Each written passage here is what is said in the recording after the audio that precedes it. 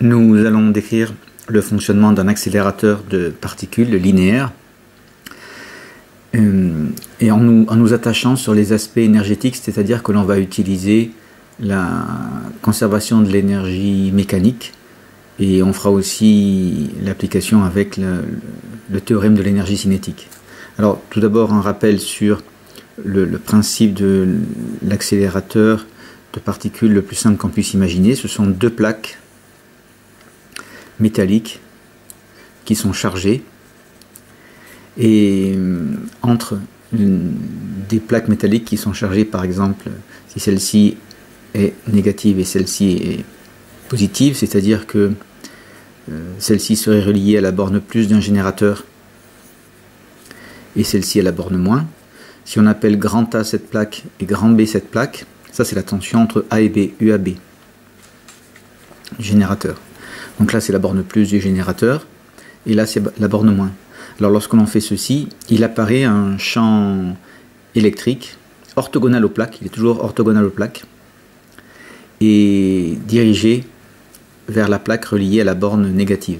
Donc le champ électrique qui règne à l'intérieur entre les plaques est comme ceci. Alors il y a des effets de bord que l'on néglige, sur les côtés c'est pas pareil. Bon, on va se placer dans une zone de champ uniforme. Et alors on peut ajouter la chose suivante, c'est que cette tension, qu'est-ce que c'est en fait? Eh bien on associe à l'état électrique, ce qu'on appelle l'état électrique, un nombre que l'on appelle le potentiel. Il y a le potentiel en A, le potentiel en B.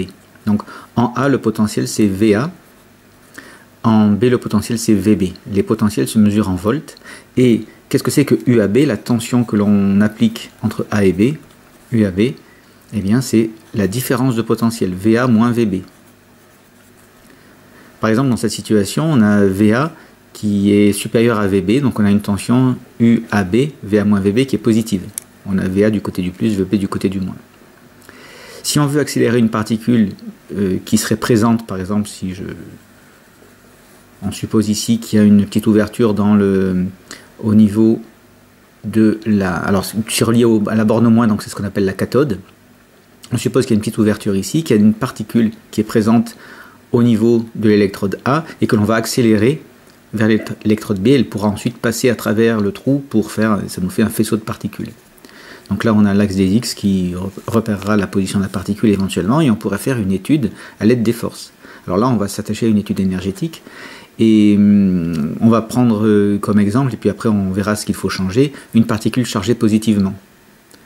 Alors la force à laquelle la particule est soumise, ici, entre les bornes, c'est F égale Q fois E. La force, c'est la charge multipliée par le champ électrique. Et si on a une particule chargée positivement, alors ça peut être, si c'est un proton, eh bien Q ce sera E. Si c'est un ion sodium Na+, la charge ce sera aussi E. Si on a un ion Mg2+, les ions magnésium, eh bien la charge ce sera 2E. Et alors si on a maintenant un électron, Q ce serait moins E, moins la charge élémentaire. Quand je dis E, en termes de charge, c'est le petit e. C'est un multiple les charges électriques sont des multiples de la charge élémentaire petite e qui vaut 1,6 fois 10 puissance moins 19 coulombs, qui est la charge élémentaire du proton. L'électron, il a une charge égale à moins E, et lorsqu'on parle d'ion, eh bien, ce sont des multiples, les charges sont des multiples de petit e. Par exemple, lorsqu'on a l'ion Na+, c'est qu'il a un plus E. Lorsque c'est l'ion Mg2+, dont je parlais, c'est 2E. Lorsque c'est l'ion O2-, l'ion oxygène avec 2-, ce sera moins 2 fois ça. Donc les charges sont toutes multiples de cette charge élémentaire. Et donc la force ici, dans ce cas-là, si le champ électrique est dans ce sens et si la charge est positive, si c'est un proton ou un ion positif, eh bien la force elle est collinéaire et de même sens que E puisque la valeur ici est positive. Donc on aurait sur la particule ici une force appliquée comme ceci. Et donc la particule serait bien accélérée, ça c'est la force électrique, je peux noter Fe pour force électrique. La force électrique, et donc elle va bien accélérer la particule vers la cathode.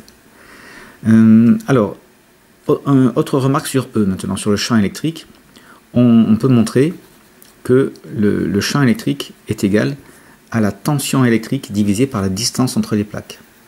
Si on note petit d, la distance entre les deux plaques, ici, eh bien la valeur du champ électrique c'est la tension U divisé par D.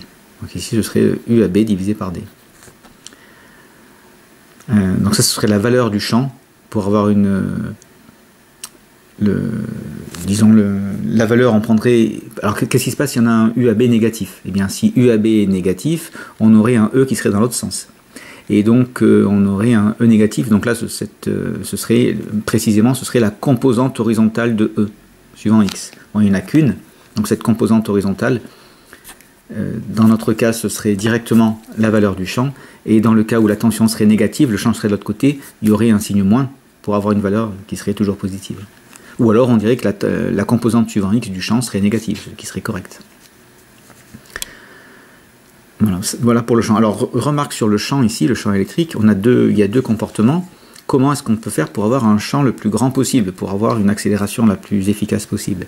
Eh bien, soit on a un UAB qui est très grand, soit on a un D qui est petit.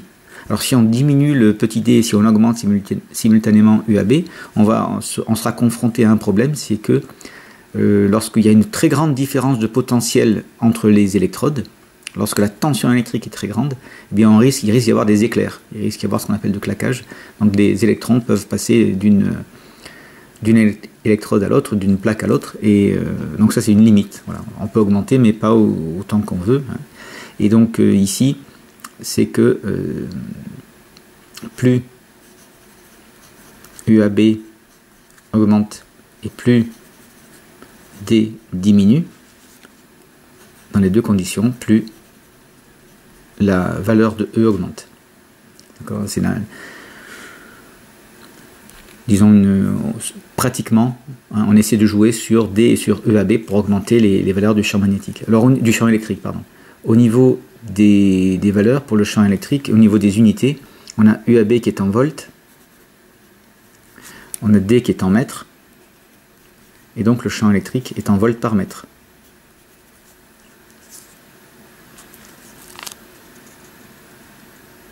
Voilà ce qu'on peut dire sur le champ. Et alors maintenant, là on s'est arrangé pour avoir, pour une particule positive, une force dans le bon sens, donc le champ dans le bon sens pour qu'elle soit accélérée. Si on écrit, si on regarde ce qui se passe au niveau de l'énergie, notamment de l'énergie mécanique.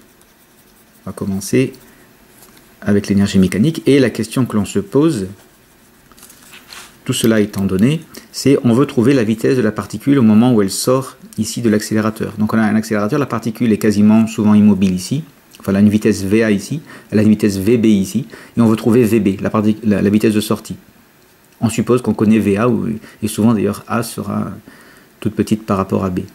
Alors comment pratiquer? Que faire? Ben, on va appliquer la conservation de l'énergie mécanique. Alors pourquoi est-ce qu'on peut appliquer la conservation? Pourquoi est-ce qu'elle est conservée?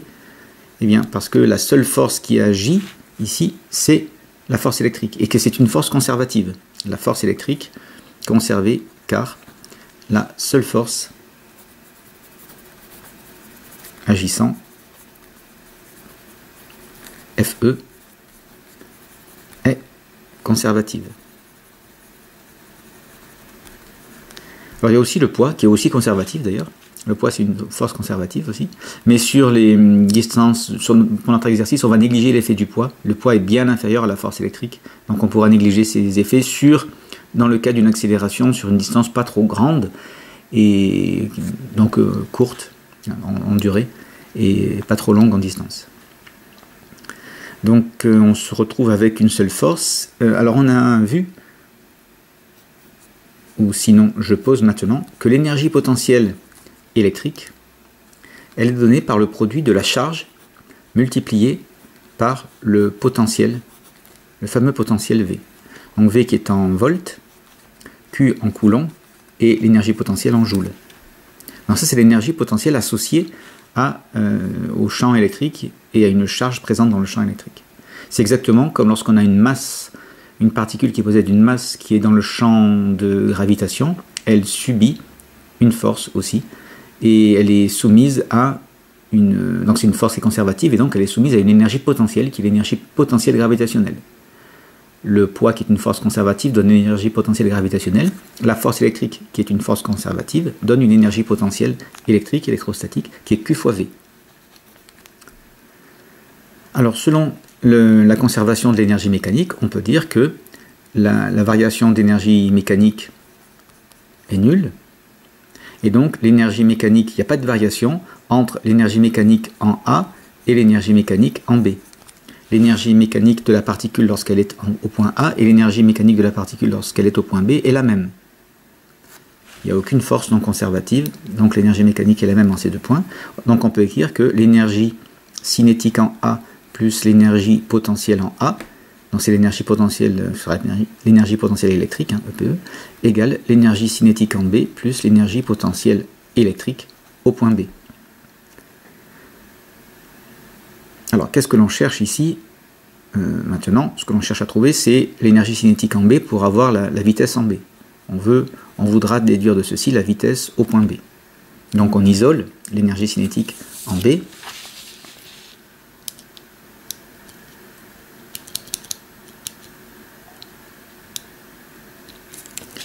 E, énergie cinétique EC au point B, égale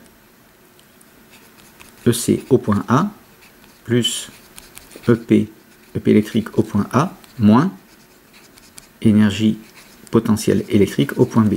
J'ai uniquement fait passer ici le EPB de l'autre côté, pour isoler ECB. Donc on peut voir que ECB, c'est égal à ECA, plus, en remplaçant l'énergie potentielle électrique au point A, ici ce sera la charge, notre charge, Q fois le potentiel au point A, moins Q fois le potentiel au point B, puisque l'énergie potentielle électrique, c'est la charge fois le potentiel. Et donc vous voyez que il nous vient ECA plus Q, si on met Q en facteur, VA moins VB. Et VA moins VB, qu'est-ce que c'est? Eh bien, VA moins VB, c'est la tension électrique que l'on applique entre les bornes. Par exemple, souvent c'est des tensions qui sont élevées, 5000 volts, 10 000 volts, 15 000 volts. Voilà. Et donc on se retrouve avec l'énergie cinétique en sortie, ECB, égale à l'énergie cinétique en entrée, plus Q fois U AB, la tension accélératrice. Alors dans notre cas, ce serait un proton qui a une charge simplement E, on aurait donc 1 demi de M VB carré égale 1 demi, voilà je vais laisser Q d'ailleurs, 1 demi de M je changerai à la fin pour l'application numérique, 1 demi de M VA carré plus Q fois U AB, donc on en tire VB égale, donc si je vais faire une étape, je vais faire VB carré d'abord, pour isoler VB carré, on va diviser par M de part et d'autre et multiplier par 2, donc si on divise par M, si on multiplie par 2, il reste VA carré, plus, donc je multiplie par 2, 2 fois Q, et je divise par M, la masse de la particule qui est accélérée, fois UAB.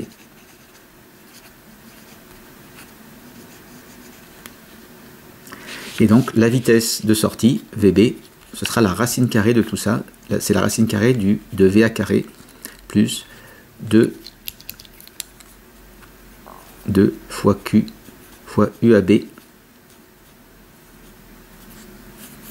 sur M. Voilà ce qui nous permet de calculer la vitesse de sortie. Alors l'application numérique, si on prend un proton,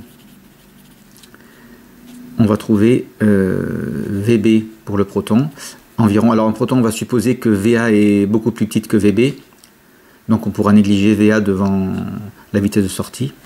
Donc ça nous fait VB environ racine de 2 fois E, la charge électrique du proton, fois UAB, la tension électrique, la tension accélératrice, divisé par la masse du proton. Et donc si on remplace, alors UAB, la tension accélératrice, on peut prendre 5 kV, 5,0 kV.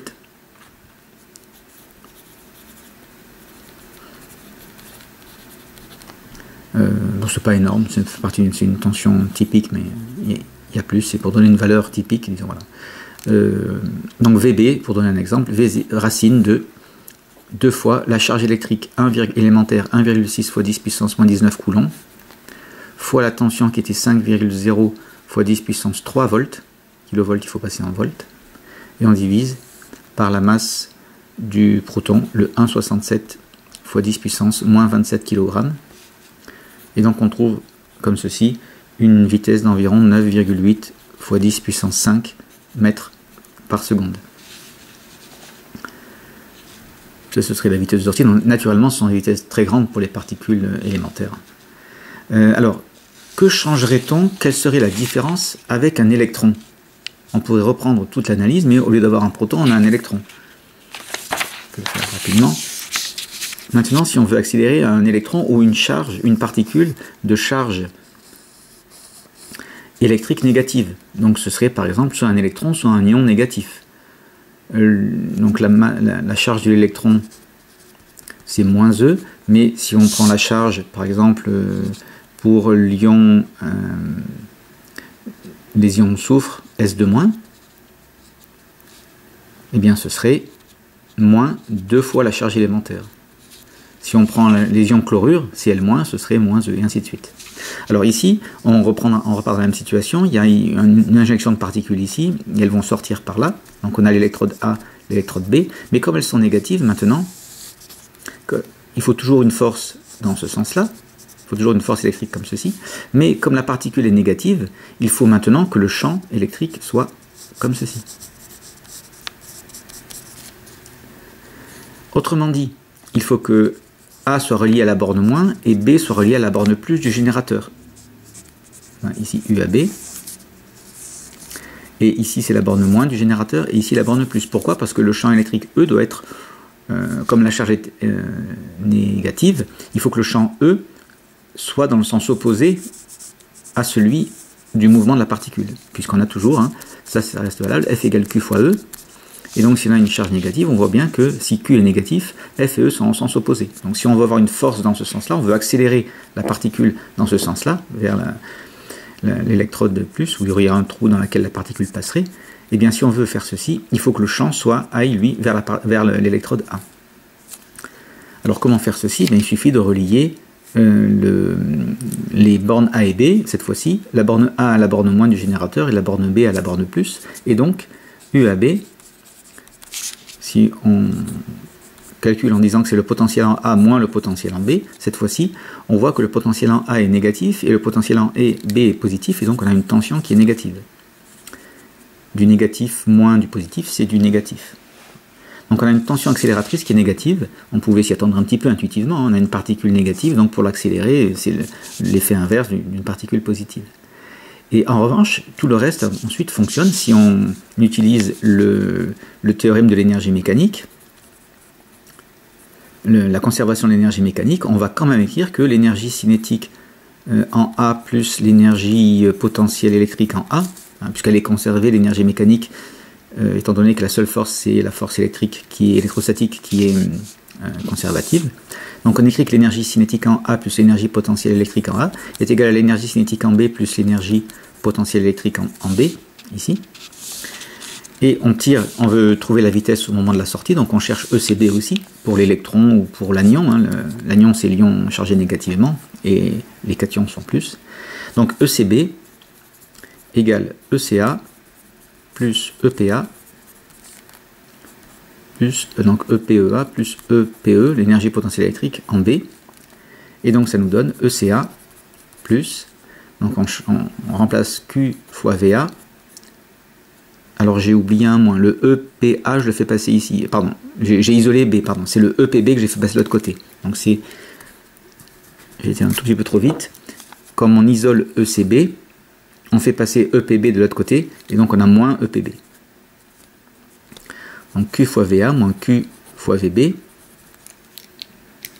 Donc il nous vient que l'énergie cinétique en B, c'est l'énergie cinétique en A, plus Q fois VA moins VB. Donc on a exactement la même chose que tout à l'heure, égale ECA plus Q fois UAB. Vous voyez qu'on retrouve exactement la même expression, sauf que cette fois-ci Q est négatif, et UAB, la tension accélératrice, elle aussi est négative. Donc une charge négative et une tension négative, ça donne bien une composante positive ici, enfin un nombre positif, qui viendra s'ajouter à l'énergie cinétique de départ pour que l'énergie cinétique finale soit plus grande que l'énergie cinétique de départ. On a bien quand même, vous voyez, une accélération. Le fait que les charges sont négatives et que la tension soit négative, les deux effets se compensent pour avoir quand même une énergie cinétique en B supérieure à l'énergie cinétique en A, puisque c'est l'énergie cinétique en A plus quelque chose de positif. Donc, puis le calcul se termine de la même manière. Alors j'aimerais maintenant revenir sur le cas de l'accélération de la particule chargée positivement, dont on a parlé tout à l'heure, mais en termes cette fois-ci de théorème. Donc on ne va plus utiliser l'énergie mécanique, mais on va utiliser le théorème de l'énergie cinétique. Alors ça revient, c'est une autre manière d'écrire les choses, c'est au fond la même chose dans la mesure où le travail d'une force conservative c'est l'opposé de sa variation d'énergie potentielle, mais on va quand même l'écrire. C'est-à-dire qu'ici on repart avec A et B, avec le champ, donc on veut accélérer, on a ici un moins, ici un plus pour accélérer une particule positive. Donc on a un proton ou un cation, quel qu'il soit. Donc ici c'est relié au plus, ici c'est relié au moins. Et nous nous trouvons avec un champ électrique qui est comme ceci. Et le champ électrique, ses composantes, ce sont, donc suivant x c'est E, et suivant y c'est 0. Je n'ai pas tracé l'axe des y, tout est horizontal. On aurait un axe des y qui serait vertical vers le haut ici.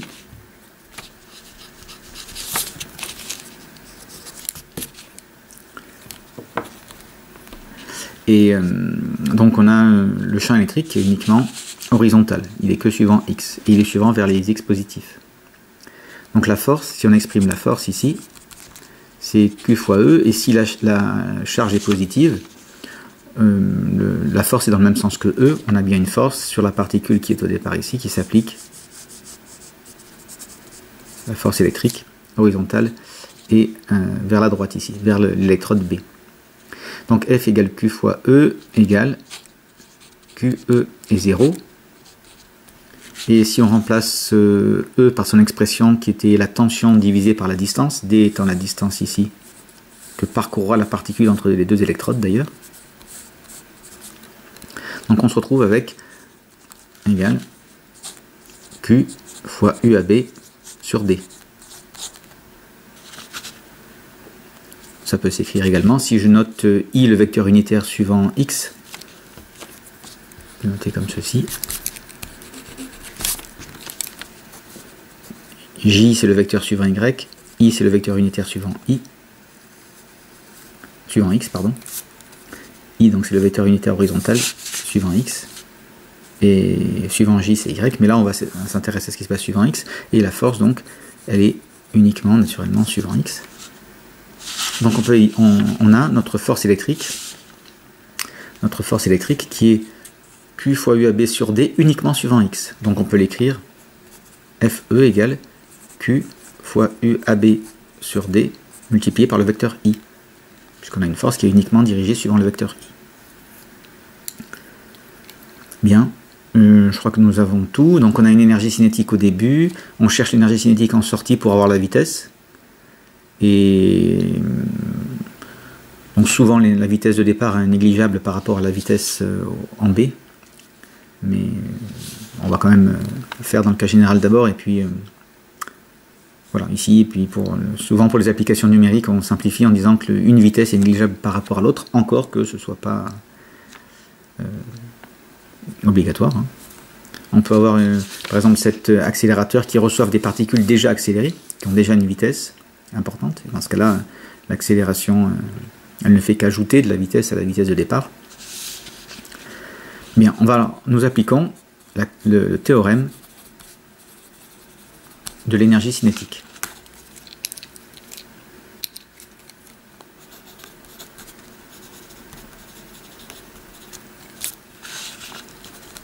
Qu'est-ce que ça nous donne? Eh bien, la variation d'énergie cinétique du système est égale à la somme de toutes les forces appliquées au système. Pas uniquement des forces conservatives. Alors ici, la seule est conservative de fait, mais bon, le théorème il est plus général. Au fait, oui, voilà. Donc ici, qu'est-ce que ça nous donne? Ça nous donne ECB moins ECA, la variation d'énergie cinétique entre donc l'état final et l'état initial. L'état final, c'est au moment où elle sort de l'accélérateur. L'état initial, c'est l'état où la particule entre dans l'accélérateur au niveau de l'électrode A. Donc l'énergie cinétique en B moins l'énergie cinétique en A. est égal au travail de la force électrique. C'est-à-dire à la force produit scalaire avec le déplacement. Alors le déplacement de la particule, elle est au début ici, et à la fin, elle est ici. Donc le déplacement D, c'est ce vecteur-là. Le vecteur qui part d'ici. Je vais dessiner, je vais faire apparaître. Donc ce vecteur, en rouge, c'est lui, le vecteur déplacement. C'est le vecteur qui nous donne le trajet effectué par le système. La force, elle, appliquée sur la particule, elle est ici. Je la représente avec en bleu ici. Voilà la force électrique. Le vecteur force électrique. Donc on a la force qui est ici et le déplacement qui est ici. Alors il est facile de voir ainsi que lorsqu'on en applique force fois déplacement, eh bien il nous vient F fois D fois le cosinus de l'angle entre les deux, et entre les deux il y a un angle qui est nul. Les deux sont collinaires de même sens. Donc ce qui nous fait le cosinus de 0 étant égal à 1, il nous vient que ECB moins ECA, la variation d'énergie cinétique, est égale à F multiplié par D. C'est-à-dire, la valeur de la force, c'était Q fois UAB sur D, Q fois UAB sur D fois D. Et donc là, on constate qu'il y a simplification des D, et il nous vient que l'énergie cinétique en B, je l'isole, je fais passer ECA de l'autre côté, égale ECA, l'énergie cinétique de départ, plus Q fois UAB. Autrement dit, nous nous retrouvons exactement avec la même situation que là. On a retrouvé la même formule à partir du théorème de l'énergie cinétique. Et donc là, même remarque, là pour le proton, on peut changer avec une particule, on remplace la charge par sa valeur, et puis on trouve la vitesse ici. Que se passerait-il avec un électron? Eh bien avec un électron ou un anion, un ion de charge négative, eh bien la force serait de l'autre côté si on garde le champ comme ceci. Pour l'accélérer, il faut inverser le champ, donc il faut intervertir les deux bornes ici. Donc on aurait un UAB qui a changé de sens, mais comme le Q a changé de sens, pareil, les choses se compensent, les signes moins se compensent. On peut le voir aussi sur les forces. Non, même pas, non, puisque je crois que le plus simple c'est de le voir comme ça. Voilà. La force doit toujours être horizontale vers la droite, et comme la charge est négative, pour avoir une force horizontale vers la droite, ici, si je reprends ici, pour avoir une force collinaire et dans le même sens que I, si la charge est négative, il faut bien une tension qui soit aussi négative pour que le produit des deux soit positif, pour qu'on ait toujours F collinaire à I dans le sens de I. Donc c'est toujours une force donc horizontale vers la droite. Et bon, dernière remarque ici, lorsqu'on avait fait l'application, la première application numérique pour le proton, on avait trouvé donc cette grande vitesse, et après j'ai parlé de l'électron, mais on n'a pas fait d'application numérique pour l'électron. Qu'est-ce qu'il change, ou pour un ion ou autre, qu'est-ce qui changerait pour, par exemple, si on utilise maintenant un électron, c'est-à-dire une particule de charge négative, non seulement, mais de charge élémentaire qui vaut E, ce sera moins E, et dans ce cas-là, ce sera moins 5 kV, donc ça fait toujours le même produit ici. En revanche, vous voyez que la masse, elle, la masse de l'électron, ou s'il y a un ion, la masse de l'ion interviendra ici, et donc la vitesse sera influencée aussi non seulement par la charge, mais aussi par la masse. Vous voyez qu'ici, on a toujours retrouvé cette même formule, hein. En fait, à partir de ça, on retrouve la même relation pour l'énergie cinétique, et après on peut en tirer la vitesse, comme on l'a fait ici. À partir de cette même forme de l'énergie cinétique, qui est ici, on en a tiré la vitesse, et on trouverait toujours cette même forme pour la vitesse. Ceci, et si on néglige la vitesse de départ par rapport à la vitesse finale, on se ramène à ceci. Eh bien, qu'est-ce qui change d'une particule à l'autre? Eh bien, ce qui change, c'est la charge et la masse. Donc, plus vous avez une charge qui est grande, vous voyez, plus la vitesse sera grande, enfin, ça varie comme la racine. Et pour la masse, elle intervient au dénominateur, naturellement, plus la particule est massive, et moins elle va accélérer, moins elle aura une grande vitesse, finalement. Et donc, la masse, ici, vient se diminuer, disons, la vitesse que l'on obtiendrait, une masse plus grande donnerait une vitesse plus petite, naturellement. Alors prenons l'application numérique avec l'électron. Quelle est la différence au niveau numérique entre l'électron et le proton? Eh bien, l'électron, c'est moins E, sa charge. On aurait moins E ici, mais on aurait moins UAB, donc au final, là-haut, ça ne changerait rien. Le 2 fois E fois UAB, ça ferait 2 fois moins E fois moins UAB pour le... Enfin, avec un UAB négatif, disons, pour l'électron. Donc on aurait toujours la même valeur. Ici, ça ferait en fait 2 fois moins 1,6 fois moins 5 10 puissance 3. 2 fois moins 1,6 fois 10 puissance 19 fois moins 5 10 puissance 3, donc ça ferait exactement pareil au numérateur. En revanche, au dénominateur, on aurait la masse de l'électron à la place de la masse du proton. La différence, elle serait là. Et donc ça nous donnerait VB pour l'électron environ. Donc ça nous fait pareil, racine de 2 fois, donc si j'écris les choses, si j'écris tout, moins 1,6 fois 10 puissance moins 19 coulombs, multiplié par moins 5,0 fois 10 puissance 3, on aurait moins 5 kV. Donc là, ça ne changerait rien, les moins fois moins, ça donnerait plus, et on va diviser par la masse de l'électron, c'est-à-dire les 9,1 fois 10 puissance moins 31 kg. L'électron est en gros 2000 fois plus petit, 1800 fois plus petit, que 1800 fois plus léger, pardon, moins massif, plus léger que le proton, et donc on a une masse qui est plus faible, donc on aura une vitesse sensiblement plus grande.